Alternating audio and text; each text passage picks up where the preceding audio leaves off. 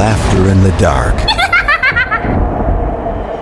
Tell me, when was the last time you laughed in the dark and realized the laughter wasn't yours?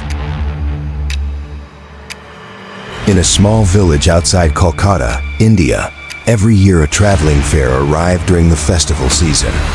The villagers looked forward to the rides, the food, and the puppet shows. But this year, there was something different. At the farthest end of the fairground stood a faded red and white tent.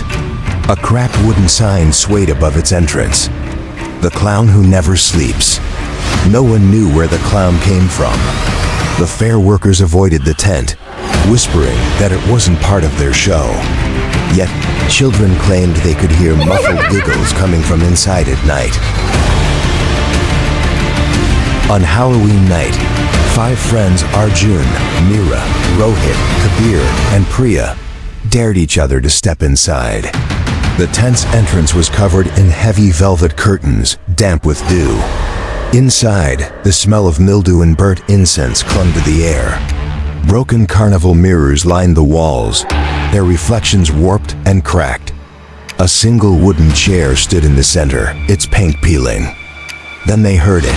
A laugh, low, guttural, and wet. The mirrors trembled, and in each reflection, the friends saw not themselves, but a clown with white cracked makeup, a permanent grin carved too wide, and eyes that dripped black tears. Arjun, the boldest, stepped forward. "It's just a trick," he muttered, touching one of the mirrors. The glass rippled like water. A pale hand shot out, dragging him in before anyone could scream. His muffled cries echoed, then faded.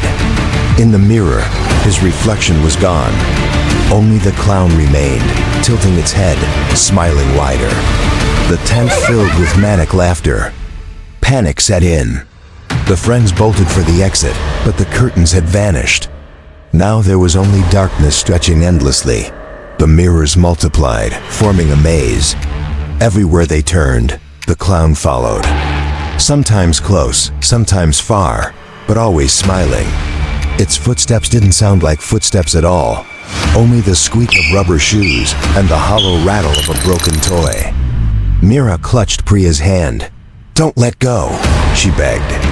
But the laughter grew louder, closer, until, snatch! Priya was yanked upward, vanishing into the darkness above.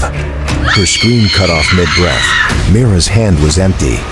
The others stumbled, crying, desperate, as the tent walls pulsed like they were alive. Finally, they stumbled into what looked like an exit, another curtain. Rohit pushed it aside. Behind it was a stage.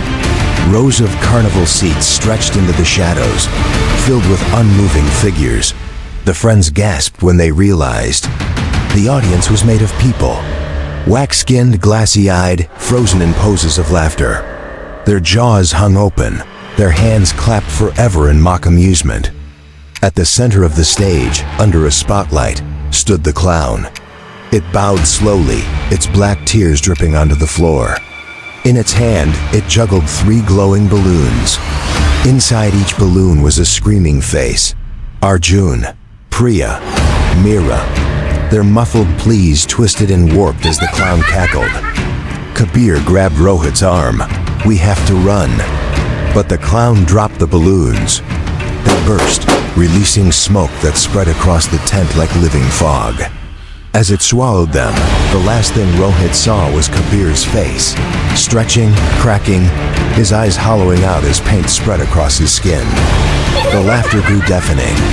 When the smoke cleared, only one figure remained sitting on the wooden chair, Rohit. His face was painted white, his mouth stretched into a smile too wide for his skull. His eyes leaked black tears. The clown leaned close, whispering, "Every Halloween, I need a new one."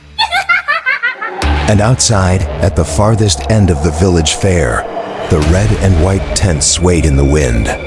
This time, the wooden sign had changed. It read, "The clown who never sleeps and his new apprentice."